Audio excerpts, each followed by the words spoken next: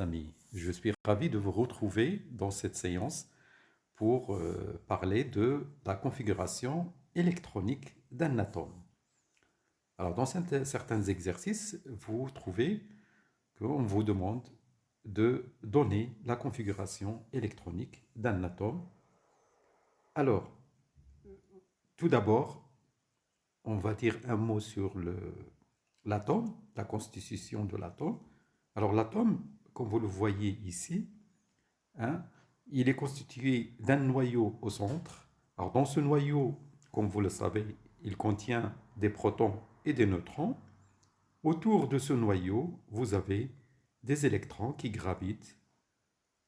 Alors, bien sûr, dans des couches, ils sont situés dans des couches.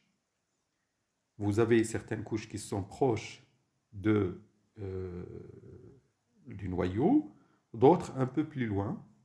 Donc, en fonction du nombre d'électrons, on va les placer selon les couches, en commençant par les couches qui sont proches du noyau, et ainsi de suite, on s'éloigne en fonction du nombre d'électrons qu'il faut placer.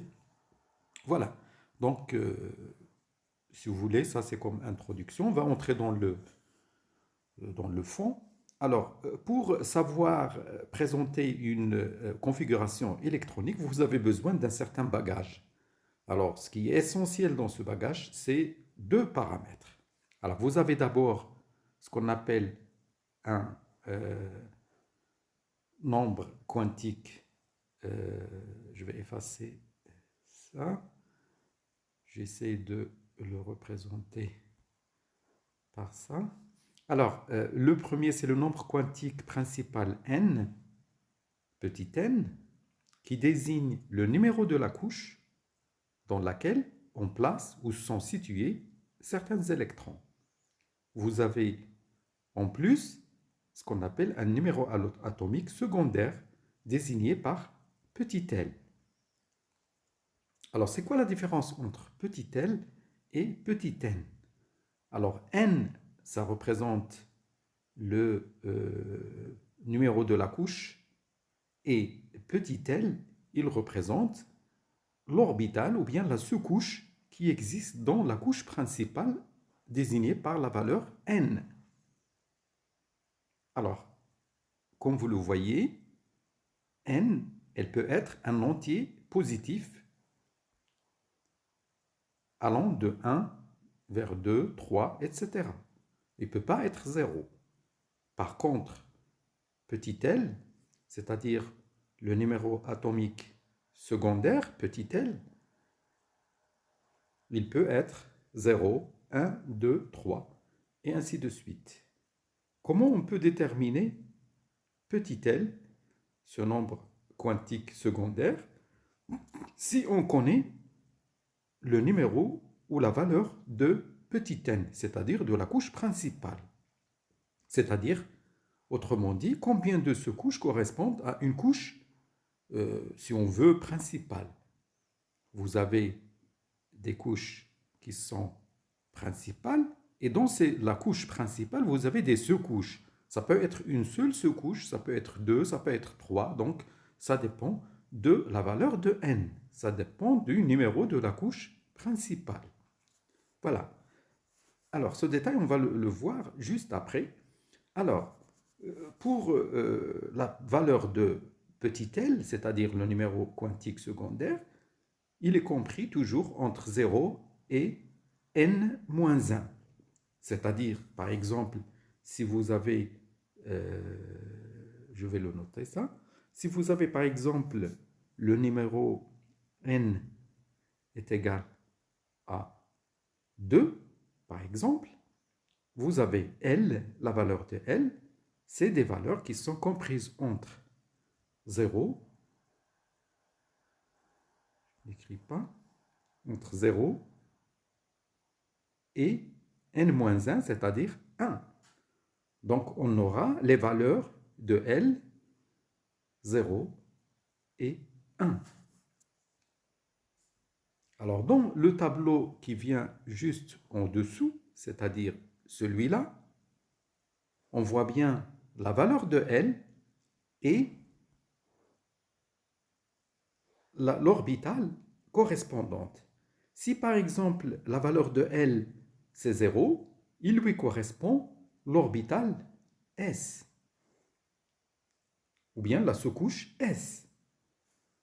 Pour la valeur de L est égale à 1, vous avez l'orbitale P, et ainsi de suite. Donc vous avez encore l'orbitale D et F.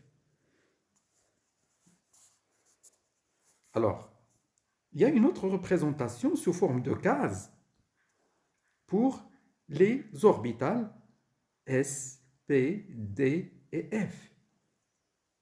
Alors, on voit bien, par exemple pour l'orbitale S, une case donnée. Pour l'orbitale P, on voit bien 3 cases.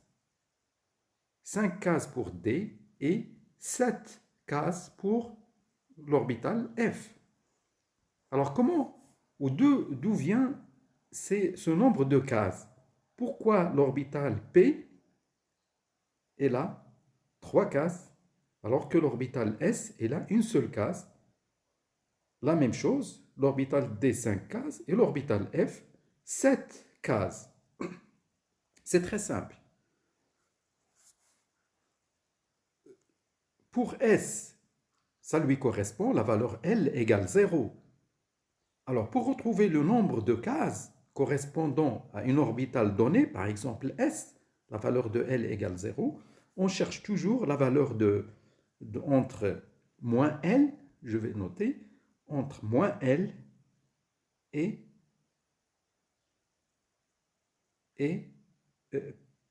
plus L. Alors, puisque L est égal à 0, c'est normal que le nombre de valeurs qui existent entre moins L et plus L, c'est toujours 0, c'est-à-dire une seule valeur. Et donc, on l'appelle S, l'orbitale S. Et donc, il lui correspond une seule case. Prenons par exemple l'orbitale P. L'orbitale P, on voit bien qu'elle est représentée par 3 cases. Alors, d'où ça vient le nombre 3? Pourquoi 3 cases? C'est très simple. Vous avez L comprise entre moins 1 et plus 1. Donc, les valeurs qu'on retrouve entre moins 1 et plus 1, c'est moins 1, 0 et plus 1. Alors, au total, on a 3 valeurs. Donc, on a bien 3 cases. Alors, si on cherche pour l'orbitale D et l'orbitale F, on va retrouver la même chose. 5 cases pour la valeur de L égale 2 et 7 pour la valeur de 3, en faisant le même enchaînement, le même travail.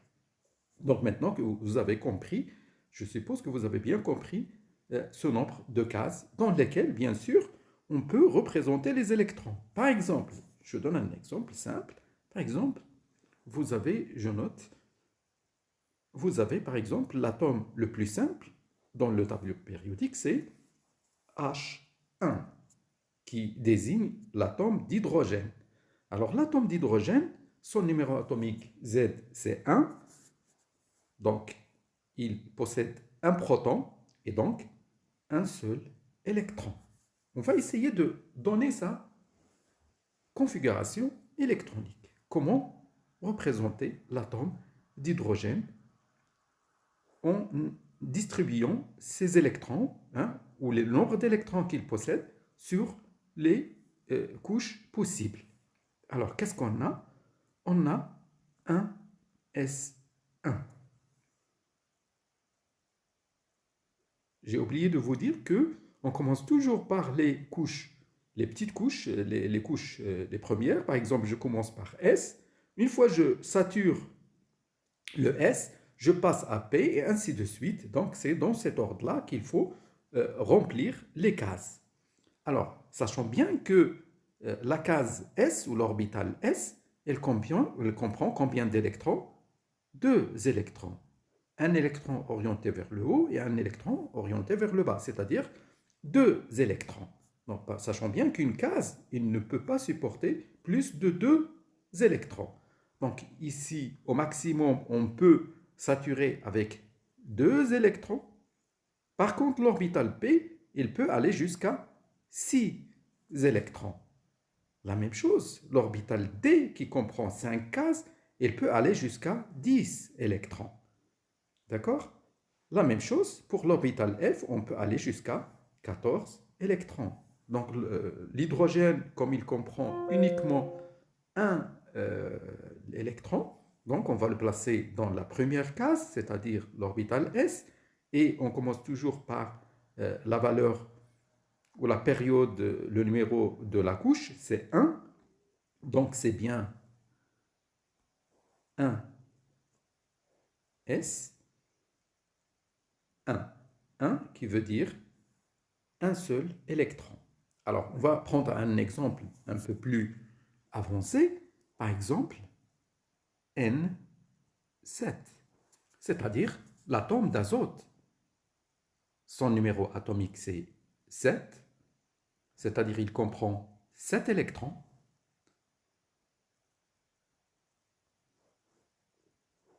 Et donc 7 protons et donc 7 électrons. Alors, on va essayer d'attribuer ou distribuer ces 7 électrons sur les couches en tenant bien compte de numéro N et de la numéro L, bien sûr, selon les orbitales ou les sous-couches possibles ou qui existent dans sa structure électronique. Donc on va commencer toujours 1.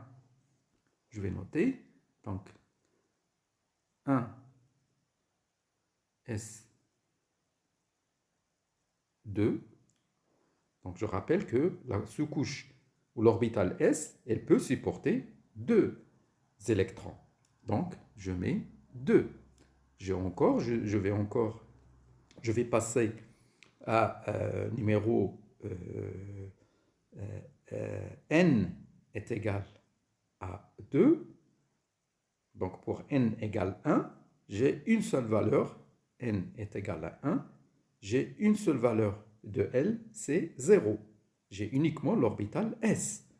Je passe à n égale 2, la suite. N égale 2, comme je l'ai vérifié ici, elle comprend 3 cases, c'est-à-dire deux valeurs de L, 0 et 1, parce que la valeur de L, ça correspond à, ça commence par 0 et ça va jusqu'à n-1, c'est-à-dire 1. Donc on aura les deux valeurs de L, c'est-à-dire l'orbital S et l'orbital P. Donc pour n égale à 2, on a deux orbitales. Donc après la valeur 1, c'est-à-dire le numéro n égale 1, je vais passer au numéro 2. Pour numéro 2, j'ai 2s, 2p. Je vais effacer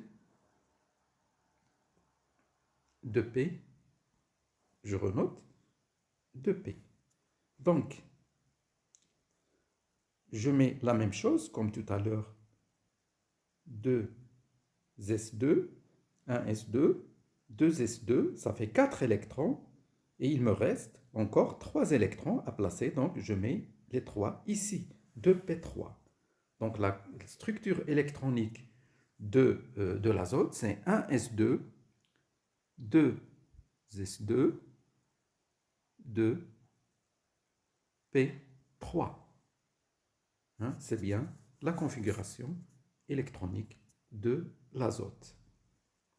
Comme ça, j'aurai terminé cette séance.